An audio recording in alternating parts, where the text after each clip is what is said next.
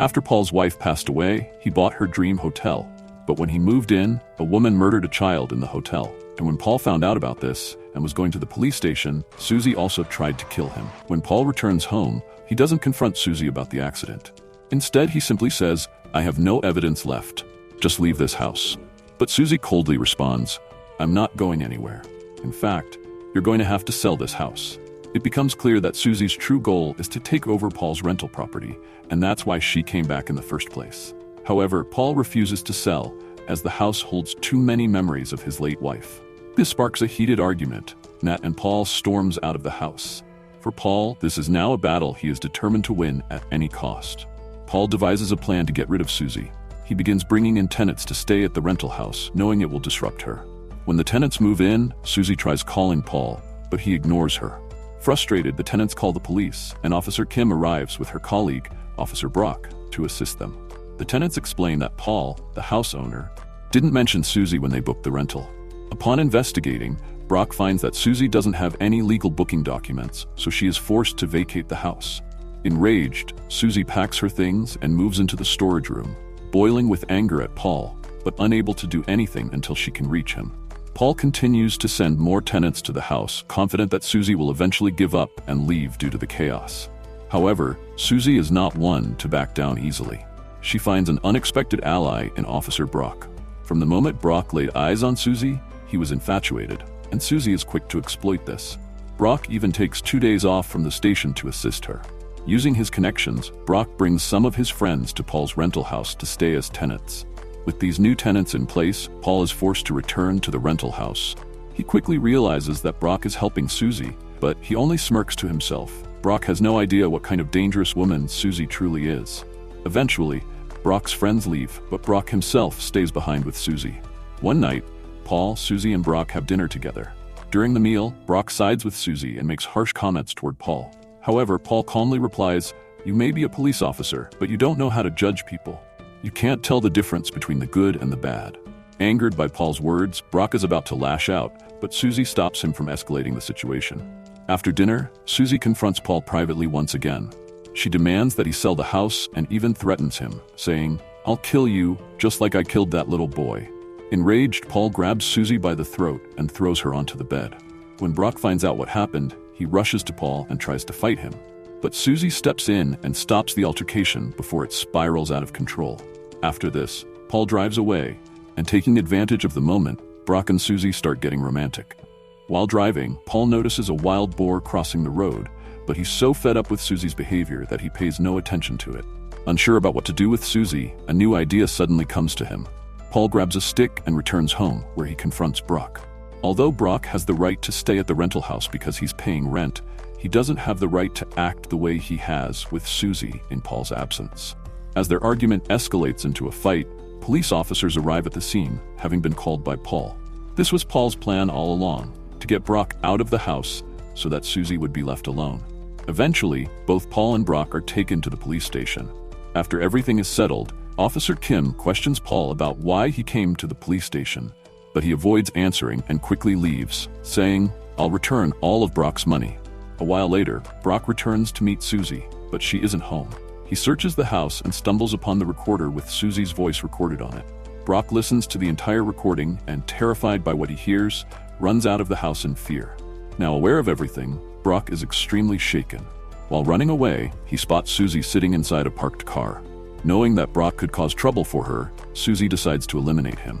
At the same time, Paul is on his way home. While driving, he calls Susie and, after some thought, tells her that he is ready to sell the rental house to her. Susie is overjoyed, unable to contain her excitement as her efforts seem to have finally paid off. The story then flashes back to the past, where Kim is explaining to a reporter how she solved the water tank case. The reporter praises her and asks how she manages to catch killers. Kim replies, "I suspect everyone, whether they are my superiors, my relatives, or even reporters like you. That's why they call me the hunter." In the present, Kim arrives at Paul's house. After a brief conversation with Paul, she grows suspicious that something is wrong. When Kim steps outside, she sees Susie smoking a cigarette nearby. The scene shifts to the past. Paul is a simple man, not greedy for money or fond of luxury. He just wants to live his life peacefully and quietly. One day, Paul goes to a laundromat to wash his clothes and other household items. His best friend Paxton works there and constantly encourages Paul to promote his property. Paul had rented his large house as a vacation rental, but Paxton wanted more people to visit so they could increase their income. Next, we meet a police officer named Kim. Kim is no ordinary officer. She's known at the station as the Hunter for her skill in solving many tough cases. Her role in the series is significant. The story then flashes back to the year 2001. Just like Paul, there was another man named Harry. Harry and his wife, Lee, ran a motel called Lakeview Motel. They made a decent income but still worked hard to provide a better life for their son, Lucifer, who is still in school. One day, Harry visits his friend Jordan. To celebrate 30 years of running the motel, Harry gives out towels as gifts to his friends. After giving Jordan his gift, Harry returns to the motel to help his wife with work. Harry and Lee had one shared dream: to make their motel famous and well-known to thousands of people. Back in the present, a woman named Susie arrives at Paul's house with her son, John, to rent it. Paul senses something strange about Susie's behavior, but he brushes it off and welcomes them as guests. The next day, after returning from shopping, Susie notices a room in the house and asks Paul to open it for her. Paul, who never refuses his guests, unlocks the door and explains that the room is filled with items collected by his late wife. Later, Paul plays a vinyl record for Susie in that room. While Paul and Susie spend time together, Paxton plays with John to keep him entertained. After looking around the room, Susie returns to her own, and John joins her after playing with Paxton. The story flashes back again. A man named Carl arrives at Harry's Lakeview Motel, seeking shelter for the night due to heavy rain. Harry informs Carl of the room rates, and Carl chooses a cheaper option. Since there were no other guests because of the storm, Harry upgrades Carl to a more expensive room at no extra cost. Harry personally shows Carl to the room and then heads back downstairs. Both Harry and Paul lived similar lives. They rented out their properties, and in each of their stories, a guest arrives to stay. This is where the real story begins, with a significant change about to unfold in both of their lives, something neither could have foreseen. In the next scene, Paul and Paxton have dinner together. Paxton jokingly suggests they should become in-laws, mentioning that his son is old enough to marry and Paul has a daughter. Paul, however, declines, saying his daughter is still too young. Paxton insists that when Paul's daughter visits, he will speak to her directly. The next day, Paul receives a call from his daughter, telling him she plans to visit soon and will be bringing a friend along. Paul immediately asks who the friend is, and when he hears it's a boy, he becomes anxious. It's a typical concern for any father, worrying that his daughter's friend might be more than just a friend. The story flashes back once more. In the past, a new officer had been appointed in the area, Officer Kim, the same Kim who is now known as the Hunter in Paul's time. One day, while Kim is in her office, she receives a call. It's from Harry's wife, Lee. Kim picks up the phone, but no one speaks. She repeatedly asks, "Who is this?" only to hear the sound of a woman sobbing. The truth is, Lee had seen something terrifying in her motel, but she was too scared to speak. At that time, Harry was eating noodles with his friend Jordan when he noticed several police cars speeding toward his motel.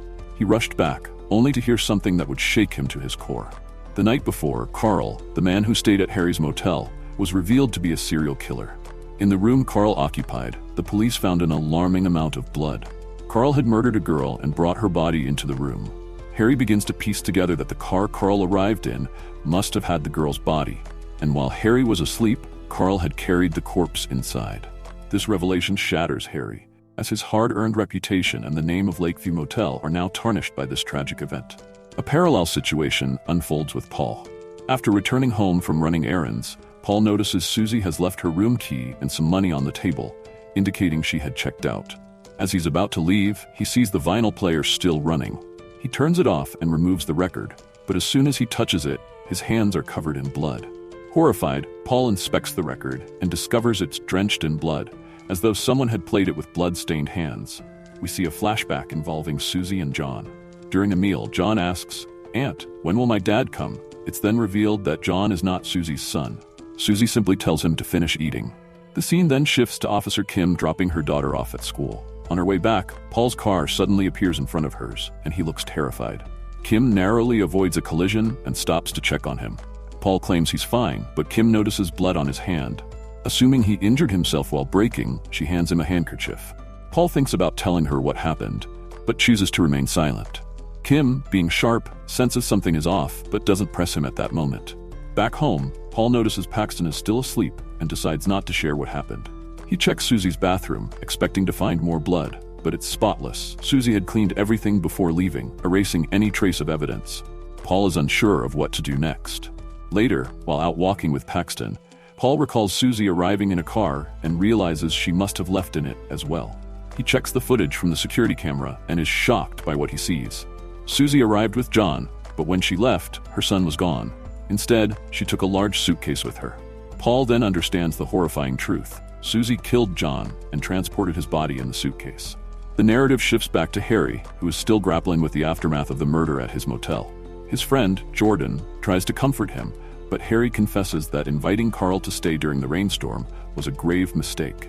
Now he blames himself for everything that followed. Back in the present, Paul decides not to report the blood incident, convinced that Susie will never return and the problem will simply disappear. He cleans Susie's room, wiping away any traces of what happened. However, Officer Kim, already suspicious of Paul, visits his house. While there, she asks for water and cuts her hand, noticing that Paul's hand is uninjured. This raises a red flag for her, as she recalls seeing blood on his hand earlier. She keeps this observation to herself but continues to silently question what Paul might be hiding. There's an old saying that when children throw stones at a frog, the frog wonders what it did wrong, but eventually goes back to its life. In this story, Paul is that frog, which is why the series is titled The Frog. As time passes, Paul tries to bury the memory of Susie, treating it like a bad dream. Similarly, back in 2001, Harry and his wife attempt to move on from the Carl incident, but the townspeople won't let them forget. Rumors about the murder spread, and soon, Lakeview Motel gains a reputation as a dangerous place, leading to a steep decline in guests. One day, Harry gets into a heated argument with his wife, Lee. She blames him for everything that happened. Harry, already frustrated, is deeply hurt by her words because, in truth, none of it was his fault. All he had done was try to help someone, but instead, he ended up in this terrible mess. Lee's accusations feel like a dagger to his heart, and in a fit of rage, he starts destroying everything in the motel. Unable to bear the pain anymore, Harry decides to close down the motel for good. His friend tries to talk him out of it, but Harry has already made up his mind. Sometime later, Carl, the killer, is caught and sentenced to life in prison. But even with Carl behind bars, the damage to Harry and Lee's life remains. Once a place's reputation is ruined, it's nearly impossible to rebuild. With the motel closed, Harry starts working as a laborer, and Lee takes a job at a restaurant.